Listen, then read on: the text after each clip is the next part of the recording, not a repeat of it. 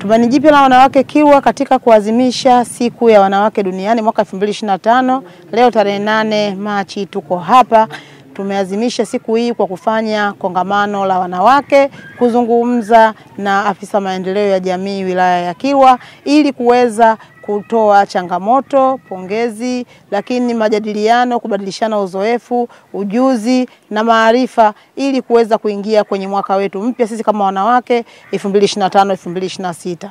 Tumeadhimisha siku hii kwa kushirikiana na wanawake wenzetu duniani kote. Sisi kama Tujiwaki tulipita kwenye baadhi ya shule, tulipita baadhi ya vijiji, tulishiriki ngazi ya kongamano la kanda ya kusini, lakini pia tulishiriki maadhimisho ngazi ya wilaya ya Kilwa, na sasa tumpeleka mwakilishi kwenye maadhimisho ya kitaifa kwa Mama Samia Suluhu Hassan ngazi ya taifa pale Arusha. Lakini pia hapa kwenye jukwaa letu tumeweza kukutana wanawake kuweza kujadiliana, kubadilishana uzoefu na kubadilishana ujuzi kama tulivyosema. Tunashukuru tumeweza kufanya kongamano hili kwa ufadhili wa ESP program, ndio ambao wametuwezesha, wametufadhili na wametujengea uwezo kuweza kukutana hapa leo na kuadhimisha siku hii kwa kufanya kongamano hili la wanawake.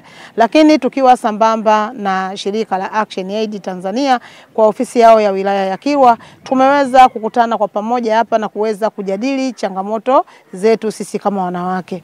Wanawake wa wilaya ya Kilwa tunapotimiza leo kilele cha siku ya mwanamke duniani mwaka 2025, tumeweza kubaini kuna baadhi ya mambo yamepungua kutokana kwa uwepo wa hili jukwaa. Kulikuwa na ndoa za utotoni, lakini wanawake wa wilaya ya Kilwa leo wamekiri kwamba ndoa za utotoni zimepungua kupitia elimu iliyotolewa na jukwaa la wanawake. Lakini pia tulikuwa na matukio ya ubakaji ya mara kwa mara. Matukio hayo yameweza kupungua kutokana na elimu tunayoitoa jukwaa la wanawake. Lakini pia unyanyasaji na utelekezaji wa familia. Baadhi ya wababa walikuwa wanatelekeza familia zao, walikuwa wanafanya unyanyasaji juu ya watoto wa kike katika masuala ya kupata elimu. Lakini sasa hilo jambo limepungua wilayani Kilwa. Tunashukuru watoto wa kike wanakwenda shule, wanapelekwa shuleni, wanalipiwa ada, wanapewa mahitaji yote ya shuleni, na sasa wanaangaliwa kama wanavyoangaliwa watoto wa kiume. Wanakatisha masomo kwa sababu tu ya tamaa za kwao wenyewe watoto. Wapo ambao wanakatishwa kwa kubakwa na kupata ujauzito, lakini ni wale ambao wanakuwa watoro wakwenda kule shuleni. Lakini sio kwa sababu eti mzazi alipii ada, alipii mahitaji kwa sababu huyu mtoto wa kike, hapana. Lakini mtoto mwenyewe anaamua kuwa mtoro, anaamua kuasi shule na kuweza kujiingiza kwenye makundi yasiyo muhimu kwake, kwenye makundi rika ambayo yanamharibia ndoto zake. Kwa hiyo wasichana wamekuwa wakijiingiza kwenye hayo makundi. Lakini kauli mbiu ya mwaka huu, mwaka 2025, siku ya mwanamke, inasema wanawake na wasichana 2025 tuimarishe haki, usawa na uwezeshaji. Kwa hiyo sisi kama Tujiwaki kupitia mradi wa ESP tumeweza kushirikisha wasichana kwenye hili kongamano letu, lakini tumeweza kuandaa mradi wa uwezeshaji kupitia uchakataji wa mwani. Kwenye wiki hii ya mwanamke, mimi kama mratibu nilitembelea wilayani Bagamoyo kwa uwezeshaji wa WWF kwenda kuona wenzetu wanachakataje mwani, wanawezaje mwani kuubadilisha na kuongezea thamani na ukaweza kuwa biashara.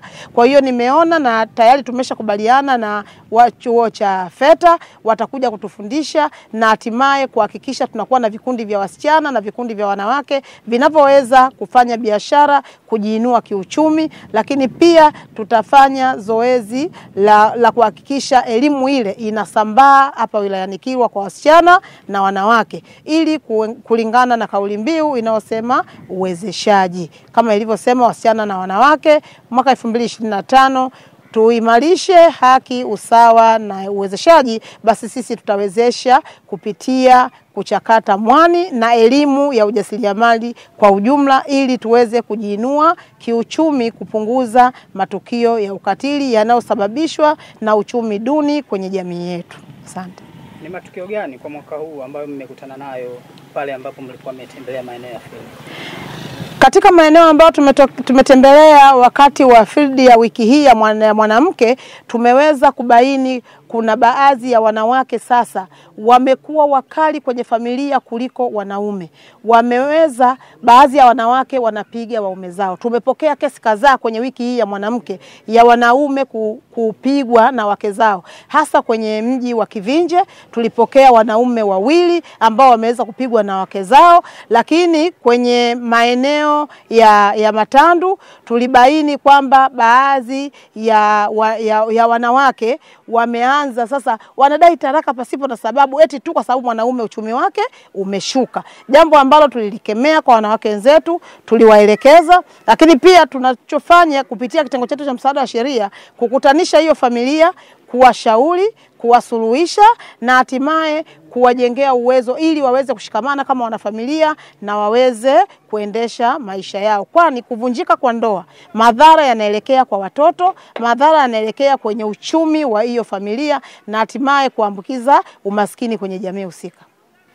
Nini nasaha zenu hasa kwa mtoto wa kike katika kutimiliza ishu ya maadhimisho ya wanawake? Nasaha yetu kwa mtoto wa kike au kwa wasichana, tunawaomba kwanza wasikilize maelekezo ya wazazi, lakini pia wafate utaratibu wa walimu, utaratibu wa shule. Kila shule ina utaratibu, ina sheria, ina kanuni, ina miongozo ambayo inakufanya mwanafunzi uweze kuifuata ukiwa pale shuleni. Lakini kuna baadhi ya watoto, kwa mfano kwenye sekondari yetu ya Ilulu iliyopo hapa Kilwa, kuna baadhi ya watoto wanamiliki simu.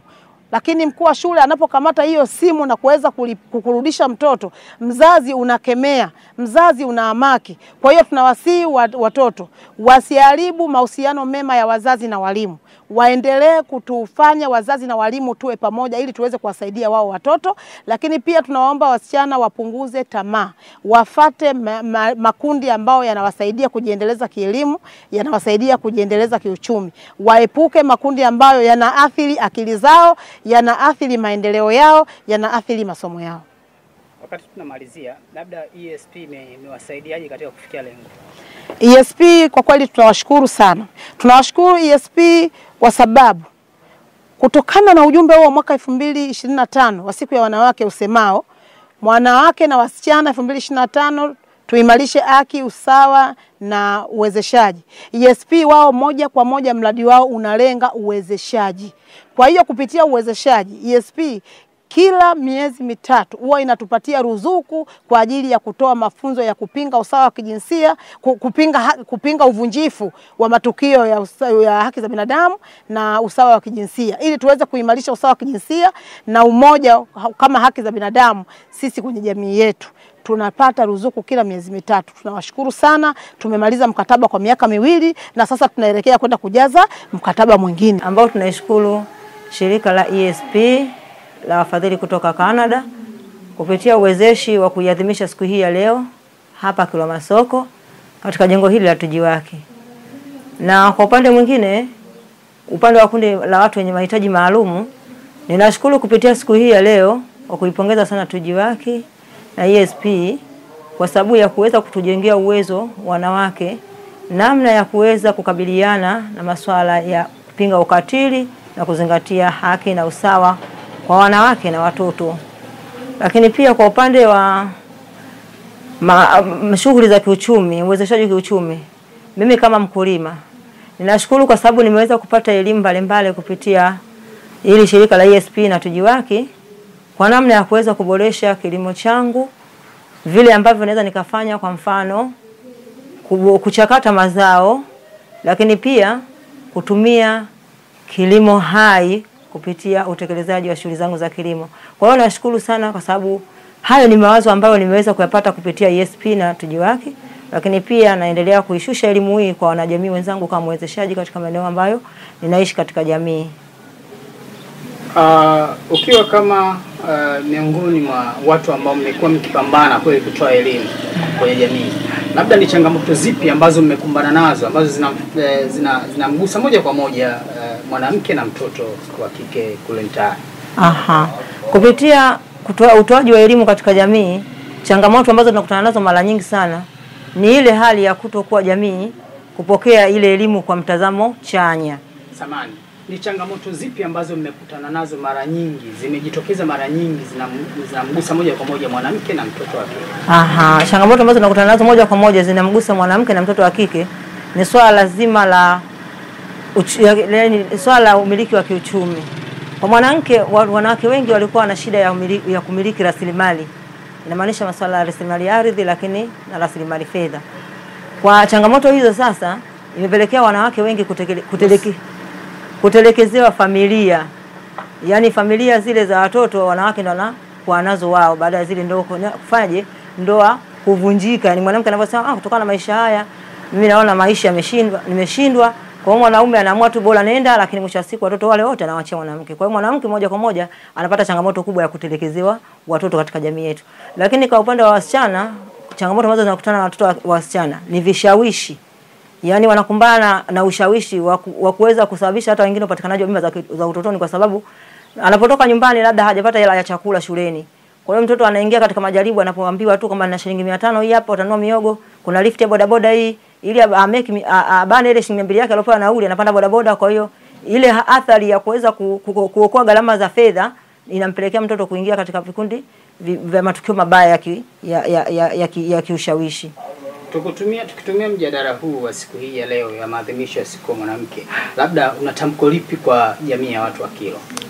Tamko langu kwa jamii ya watu wa Kilwa ni kwamba kupitia siku hii ya maadhimisho ya mwanamke duniani, ambayo imetembea na kauli mbiu ya kusema wanawake na wasichana kwa pamoja tushirikiane kuimarisha usawa, haki na uwezeshwaji. Kwa hiyo sisi kama jamii ya watu wa Kilwa naishauri iendelee kuwa na umoja na ushirikiano wa kutatua changamoto zao. Inamaanisha kwamba kama ni sehemu ya ndoa, hata kama ndoa zinavunjika, lakini baba na mama wajue wana majukumu sawa katika kuwalea watoto na kuweza kufanyaje kuwasaidia mpaka watakapokuwa wameweza kufikia kwa watu wazima.